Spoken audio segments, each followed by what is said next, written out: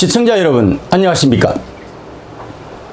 김정기TV의 김정기입니다. 오늘 직필직설의 주제는 한일 무역전쟁 끝이 안 보인다입니다. 일본과의 안보를 명분으로 하는 경제전쟁이 끝이 안 보입니다. 한일 무역전쟁이 어떻게 시작되었는지 아세요? 굳이 책임 소재를 따지자면 처음에 싸움을 건 쪽은 한국이었어요. 한일 기본협정에 따른 포괄적 청구권 협상은 1965년에 종결이 되었습니다. 문재인 대통령이 민정수석이던 노무현 정부 때도 이것을 재확인을 해주는 작업이 있었습니다. 문제의 발단은 박근혜 정부 때 한일 간에 이루어진 위안부 합의를 문재인 정부가 일방적으로 파기를 하면서 시작이 되었습니다. 또한 여기에 불을 붙인 것은 한국의 대법원이 일제 강제징용자 손해배상 청구 소송에서 원고 성소 판결을 내리고 해당 기업의 자산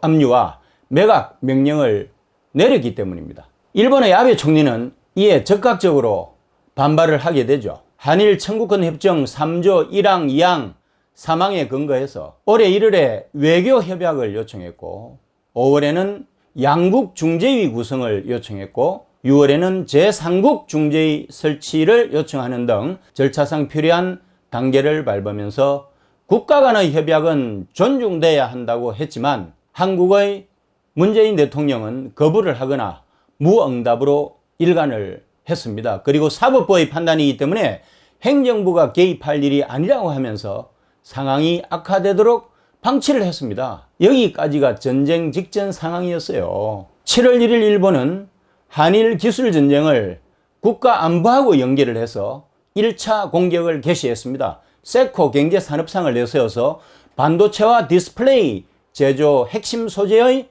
수출을 제한한다고 발표를 하고 7월 4일에 불화수소, 불화폴리아메드, 리지스트의 한국 수출과 관련해서 포괄 수출 허가에서 개별 수출 허가로 전환하는 시행령 강화 조치를 취했습니다. 일본이 내세운 수출 규제의 이유는 초계기 사건으로 한국이 일본의 안보를 위협하고 있어서 선택한 자위적 조치라고 했습니다. 한국은 일본의 수출 규제 조치를 철회하고 양국 간 성의 있는 협의를 요구하면서 대응과 맞대응의 악순환은 한일 양국 모두한테 결코 바람직하지 않다고 이야기를 했습니다.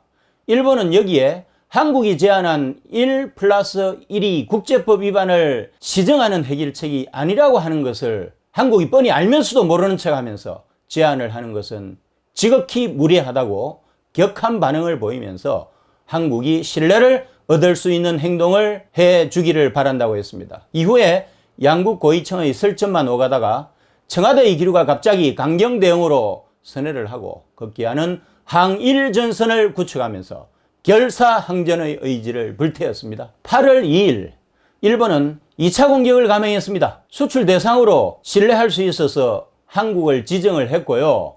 우대를 했는데 이것이 화이트리스트입니다. 즉 다시 말하면 백색 국가에서 한국을 배제시키는 조치를 취했죠. 물론 시행령은 8월 28일입니다. 일본의 안보와 협력하는 국가, 주로 영미권 국가, 독일, 프랑스 등 유럽 국가, 예외적으로 남미의 아르헨티나 등 27개국인데요.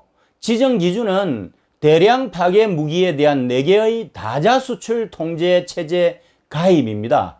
4개 조약은 NSG 핵 공급 그룹이고요. MTCR 미사일 통제 체제, WA 재래식 무기에 대한 수출 및 통제 제한, AG 생화학 무기에 대한 감시 및 통제입니다. 한국은 2001년 모두 가입을 했고요. 일본이 2003년에 한국을 화이트리스트에 등재를 했으니까 가입 여부가 내부적인 기준인 셈입니다. 물론 예외적인 경우도 있어요. 터키하고 우크라이나는 4개 조약에 모두 가입을 했지만 수출 관리와 통제를 신뢰할 수 없다는 이유로 해서 등재되지 않았습니다. 일본이 내세운 공식적인 입장은 징용 판결에 대한 보복성 조치가 아니라 국가 안보를 이유로 수출 관리를 하는 것이라고 이야기를 했지만 속내는 이거하고는 정반대겠죠. 문재인 대통령의 대응은 협상력 제로 시계를 보여줍니다. 먼저 방관자적 입장을 취하고 있는 미국의 적극적인 중재 역할을 끌어내기 위해서 한미동맹을 심각하게 훼손할 수 있는 검도 중의 검도인 한일 군사정보보호협정 지소미아를 파기할 수 있다는 발언을 노골적으로 하면서 동맹국으로서의 신뢰를 이미 상실을 해버렸습니다. 다음으로 독립군 콤플렉스를 가지고 있는 문재인 대통령이 항일전쟁을 선포한 것입니다. 국가로서 한국에서 최종적인 의사결정권자인 대통령으로서 테러도 생각하지 않고 쏟아낸 말의 성찬이 참으로 유치하기 짝이 없습니다. 올해는 독립운동 100주년이다. 도전에 굴복하면 역사는 반복된다. 위대한 국민을 믿고 정부가 앞장서겠다로 선전선동질이나 하고 다시는 일본에 지지 않을 것이다로 루비콘강을 이미 건너버렸습니다.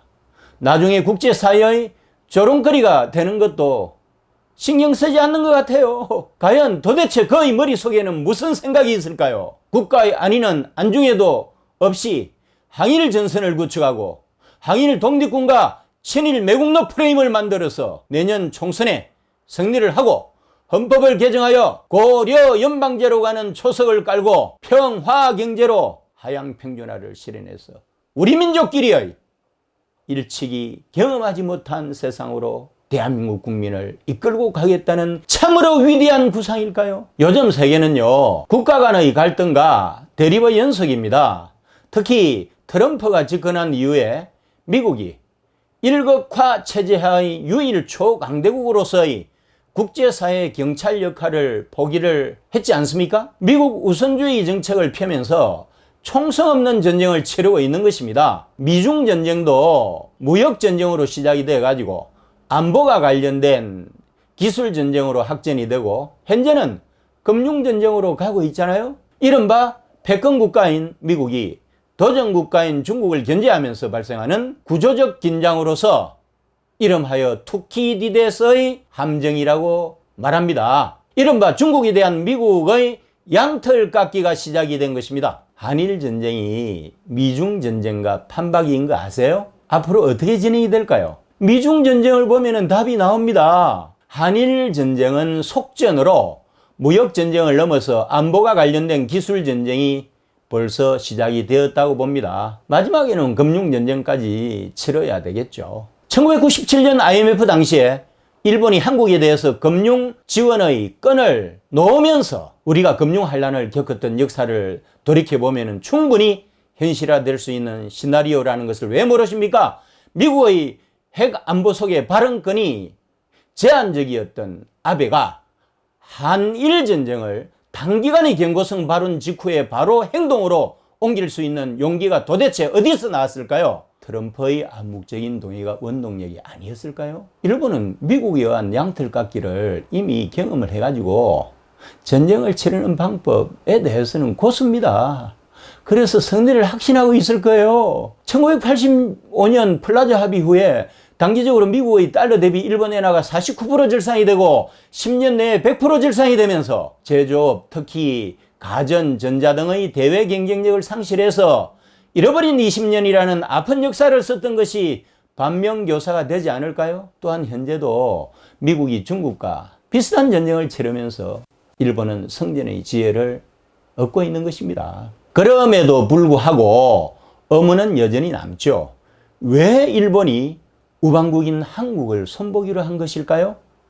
그것도 미국의 무언의 지원하에 표면적으로는 미국이 제조 2025를 외치면서 기술 굴기에 나선 중국을 견제하듯이 4차 산업혁명 시대 산업의 쌀인 반도체의 메모리 분야 1위 강국 한국이 비메모리 반도체 1위 강국 2030 비전을 제시하니까 일본이 위기를 느끼고 견제 차원에서 미리 손을 쓰는 것일 수도 있습니다.